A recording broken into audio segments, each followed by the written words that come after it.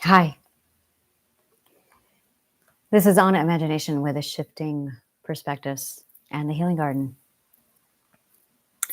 I have been doing shadow work this morning, and I had messaged my partner. I was on a video, the one prior to this that's like 2 minutes long. I was in the middle of shadow work and I had texted my partner, and true to him, he dropped the world and called me. And I was not expecting that. I was expecting something completely different. So we had a phenomenal conversation, and it shifted everything. It absolutely shifted everything. He has a degree from Harvard in economics, and he told me about something called zero sum, which I'm looking up now because I've never heard of this before, because I did not study economics. Zero sum this is from Wikipedia, a mathematical representation in game theory and economic theory of a situation that involves two sides where the result is an advantage of one side and an equivalent loss for the other. Now, he also introduced me to something called lost fallacy. This is why the University of Alexandria had the curriculum they had. So lost cost fallacy, or sunk cost fallacy. And we're going to go back to Wikipedia because I like everything to be from the same source. In economics and business decision making, a sunk cost, also known as retrospective cost, is a cost that has already been incurred and cannot be recovered. Now, sunk cost fallacy is the concept that in economics, it's investment, where you invest into something and therefore you've put X amount of dollars into it. You should be getting X amount of dollars plus back out of it. So zero sum is advantage or disadvantage. It's if you're not with us, you're against us. It's that mindset. And lost cost or sunk cost fallacy is the concept that investment mentality of when you put something into something that you should get return out of it. Now, these terms, every time he gives me a term or a concept or a theory from economics, my brain goes, do you understand that that applies to psychology as well? So, and this is why, going back to the University of Alexandria, they have just a moment. Daniel, can you please get your cat off of the plastic? Because I can't do this with a cat laying on the cellophane. I think my son is sleeping, so give me just a moment.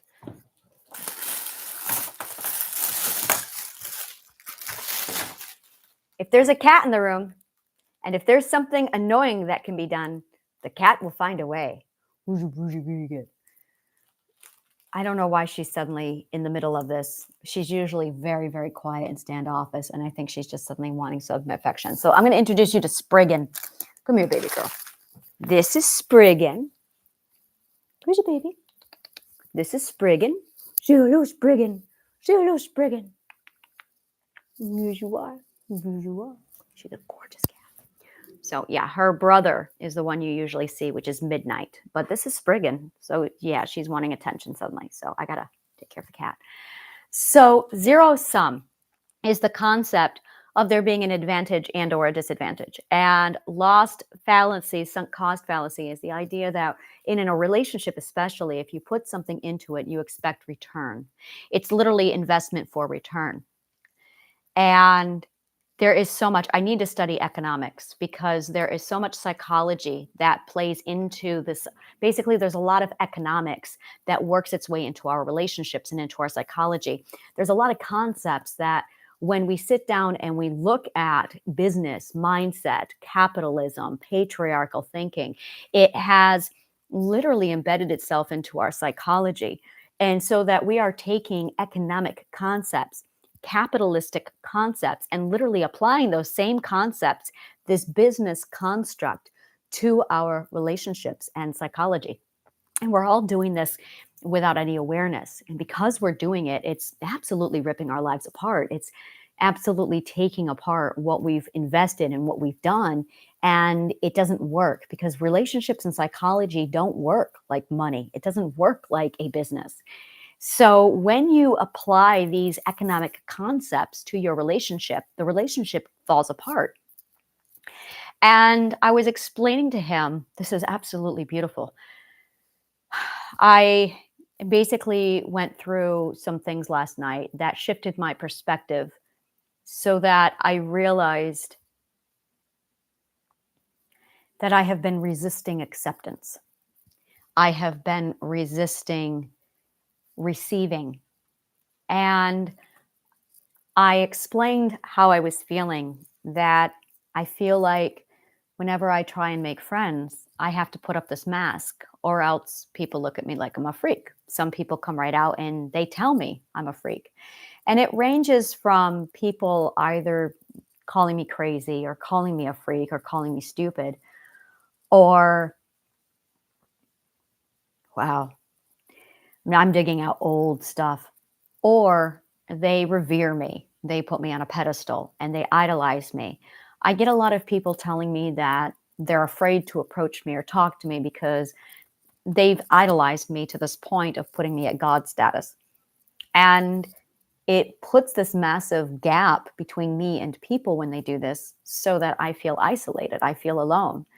And my partner is literally the only person in the world who, when I talk to him, he talks to me like I'm his equal. He doesn't review. Sorry, I have a weakness to cats. He absolutely puts me in this. He treats me like a person. He doesn't put me on a pedestal. He doesn't. He's not condescending. He looks at me and he is an equal. And that's it, really. He's the only person in the world who treats me and looks at me like an equal.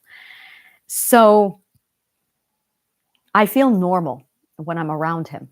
With everybody else, I don't. I feel I feel very, it's very difficult for me to socialize.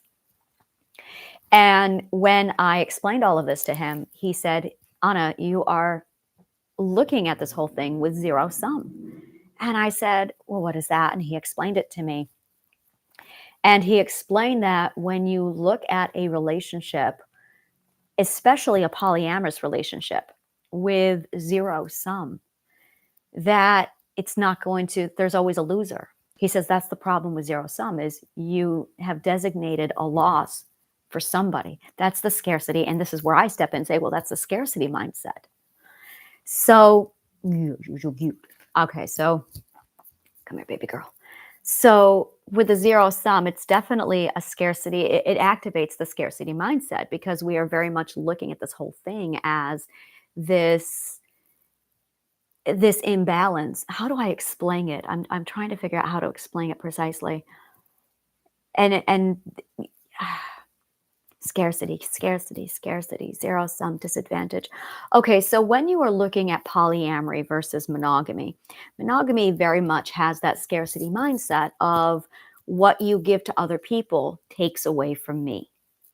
And that's scarcity mindset, 100%. What you give to other people takes away from me. And I said to him, he has many hopes and wishes and dreams for me. And I said to him, every time you hope things for me, I feel you pushing me away. And I said, I feel like your hopes are literally distancing. And he said, that's because you are applying zero sum to me. And I asked him, this is where I asked him to explain it. And he explained that it's that concept. He's like, it's very monogamous thinking. And I'm like, but I don't feel that way. I said, I feel like you feel that way. And he said, exactly. You feel like I think that way. And it dawned on me. I said, you're reaching out to me with compersion. He said, yeah, I always have. And I sat down and I explained to him that, yes, I was projecting not monogamy onto myself. I wasn't monogamous. I was projecting monogamy onto him, thinking that he viewed me with this concept of zero sum and sunk cost fallacy. Come on, baby girl. Come on, baby girl. Okay, cat has to go away. Cat is being. So when he did this, he explained that it never was that way for him, that he's been saying that from day one. And suddenly everything just shifted. And I realized that the problem was me being incapable of receiving. And that's it. That's it right there. And I felt it shift where I could finally open up and receive. And suddenly I saw from day one how much he was projecting love onto me and I couldn't take it in. And I said, and he has said this to me many times, I said, you likened me to a bottomless well. Listen to this. And I said, we all make these assumptions. Oh, you're a bottomless well. I give so much. I put so much into you and you just can't be satisfied. I said, but that's not it. I said, you are dumping all this water into me, trying to fill this bottomless well. And what you didn't realize was I had a lid on top of the well. So none of that water even touched me, which is why I was constantly screaming, I'm thirsty, I'm thirsty. And you just kept dumping and dumping. He dumped into me until it completely ripped him apart. And he thought he was filling a well without a bottom. And I said, you need to understand, I had a top on top of that well. I had a shield. You were pouring water, yes, but none of it even got in the well because I had this shield up. I had this massive rejection of no, because my psychology has always been do not receive, because reception is selfish. And because I had this concept that reception is selfish, I was rejecting on purpose, subconsciously. I was rejecting on purpose to be righteous. That's a really big thing. Write that down. I was rejecting on purpose to retain righteousness because I wanted to be a good person.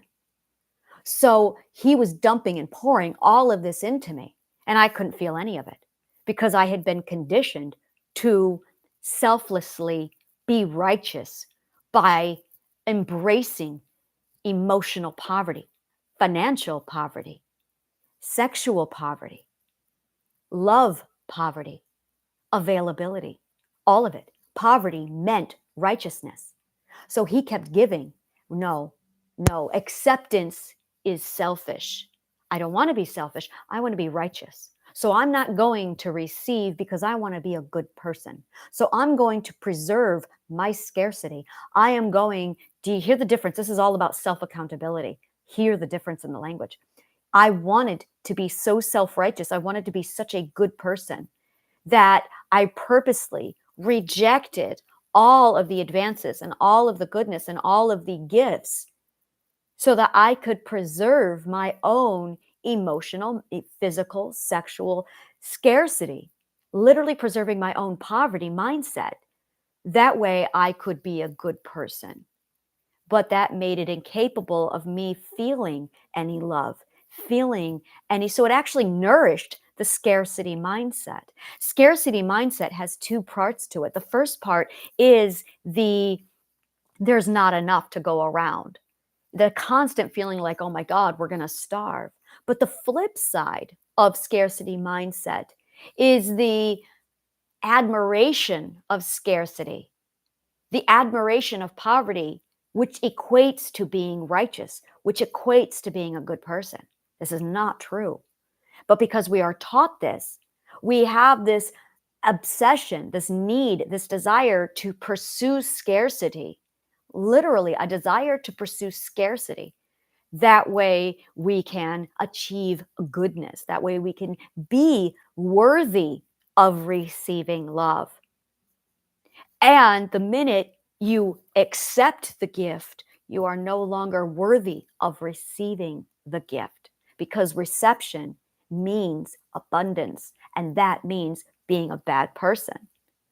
So we have this really twisted thing inside of our mindsets where we have to reject and we cannot receive. We have to, in order to embrace goodness and purity and approval, we have to not receive, because that takes from other people.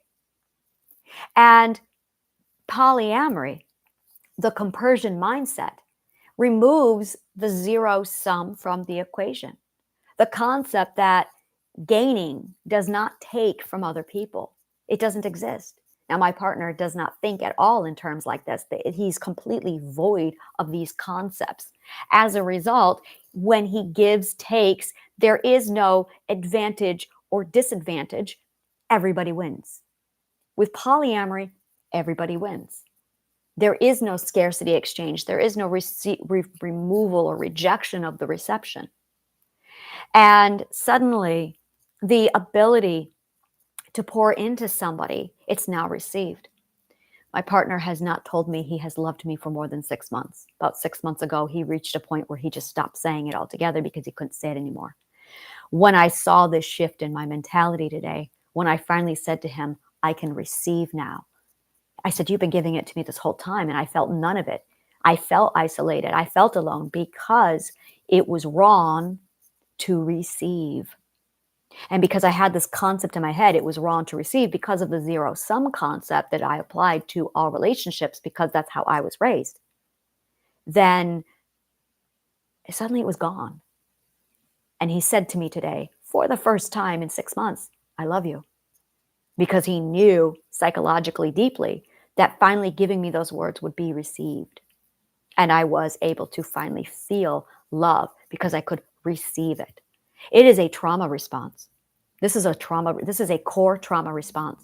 When we grow up in an environment where you are not in a case, especially with parents, to be given love, and then you're accused of being selfish for basic things, in some instances eating or even wanting a little bit of attention from your parents. How many of us have had that? You're so needy, attention seeking. There is no such thing as attention seeking. But when we are called these names, and it is name calling. When our parents name call us and label us dramatic, selfish, we are learning a mindset that it is immoral, unethical to receive.